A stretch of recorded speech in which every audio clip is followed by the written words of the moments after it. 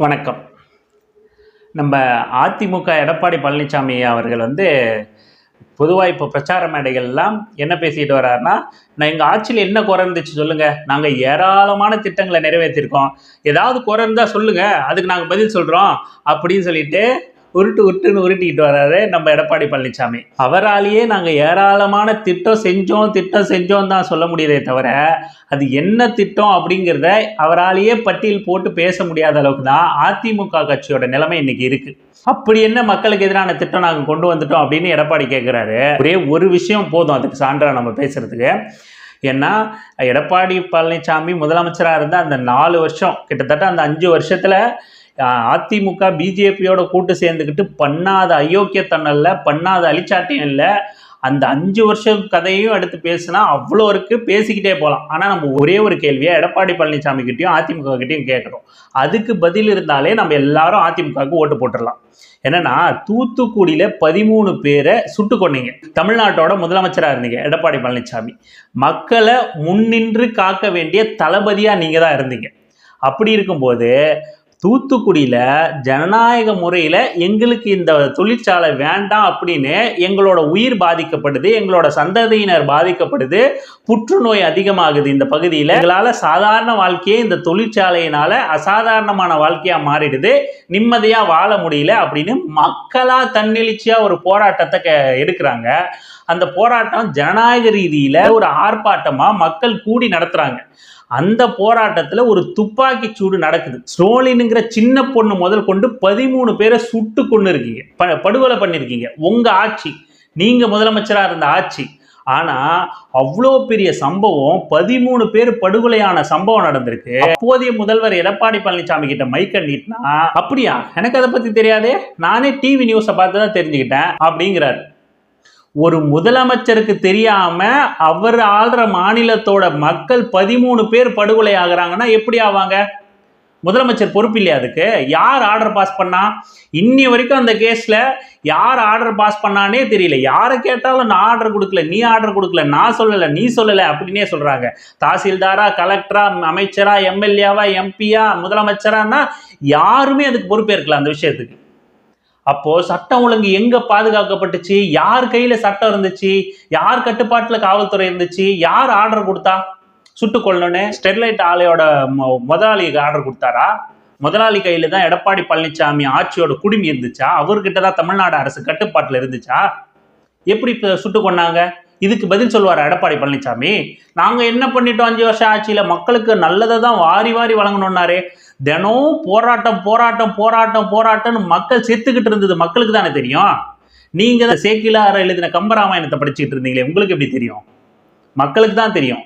இந்த ஒரு கேள்விக்கு பதில் சொல்லிட்டா தமிழ்நாடு மொத்தமும் ரெட்டை இலைக்கு வாக்கு செலுத்தி மறுபடியும் எடப்பாடி பழனிசாமி அதிமுகவை ஜெயிக்க வச்சு, மறுபடியும் நீங்க போய் மோடிக்கு அடிமையாயிருங்கன்னு சொல்லி அனுப்பிச்சு வச்சு, நீங்க போய் எங்களை நாட்டை நாசமாக்குங்க, நாம அனுமதி கொடுத்துடலாம். இதே ஓ பன்னீர்செல்வம், அவர் கொஞ்ச நாள் முதலமைச்சராக இருந்தார். அவர் என்ன பண்ணாரு? அவர் இன்னும் பெரிய மகான். நாம ஏற்கனவே ஒன்றிய அரசு நிறுவனங்கள்ல தமிழர்களுக்கு வேலை வாய்ப்பு மறுக்கப்பட்டுக்கிட்டு இருக்கு, நம்மளை ஏமாத்துறாங்க, சுரண்டுறாங்கன்னு நம்ம போராடிக்கிட்டு இருக்கோம்.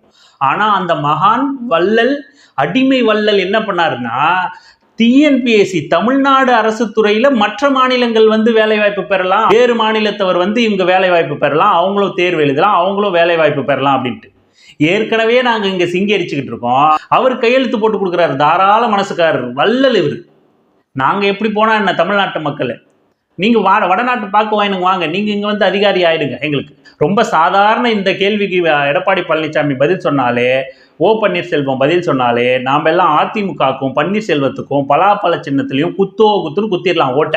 தமிழ்நாட்டு நலனுக்காக, தமிழ் மக்களுக்காக தமிழ்நாட்டு கட்சி, வலுவான எதிர்கட்சி அப்படிங்கிறது தமிழ்நாட்டு மக்களுக்கு தேவை.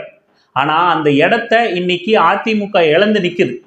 முழுக்க பாஜகவோட அடிமையா மாறி நிக்குது.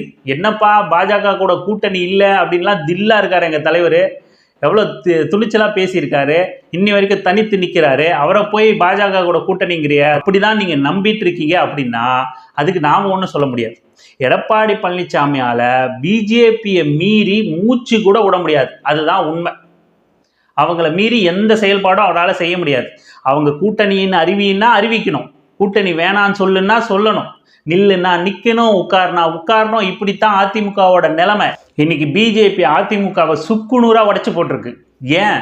அவன் வளர்ந்து வரணும் அப்படிங்கிறதுக்காக, தமிழ்நாட்டில் அவன் வேரூனணும் அப்படிங்கிறதுக்காக, அவனை 2வது பெரிய கட்சியாக காமிச்சிக்கணும் அப்படிங்கிறதுக்காக. சசிகலா ஒரு பக்கம், தினகரன் ஒரு பக்கம், பன்னீர்செல்வம் ஒரு பக்கம், எடப்பாடி பழனிசாமி ஒரு பக்கம் அப்படின்னு செதறடிச்சிருக்காங்க அதிமுகவை. நம்ம மாநில கட்சியை ஒரு வடநாட்டு பாக்குவாயம் கட்சி வந்து தான் கட்டுப்பாட்டில் எடுத்து அவங்கள செதறடிச்சிருக்கான். துண்டு துண்டா, ரெட்டை இலையை துண்டு துண்டா பிச்சு கிழிச்சு எரிஞ்சிருக்கான். ஆனா அந்த அதிமுகவால் அவங்கள எதிர்த்து எதுவும் பண்ண முடியாது. ஏன் அப்படின்னா அதிமுகவில் ஊழல் அற்றவங்களாகவும் துணிச்சல் மிக்கவங்களாகவும் ஒரு சேர கொண்ட நபர்கள் யாருமே கிடையாது. தான் கை சுத்தமா இருந்தாதான் ஒருத்தனால இன்னொருத்தனை துணிச்சலா எதிர்க்க முடியும், தான் கட்டுப்பாட்டுக்குள்ள ஒரு கட்சியை வச்சிருக்க முடியும். அதிமுகவோட வளர்ச்சி அப்படிங்கிறது நின்று போயிருக்கு, அப்படியே தேஞ்சிக்கிட்டு தான் வருது.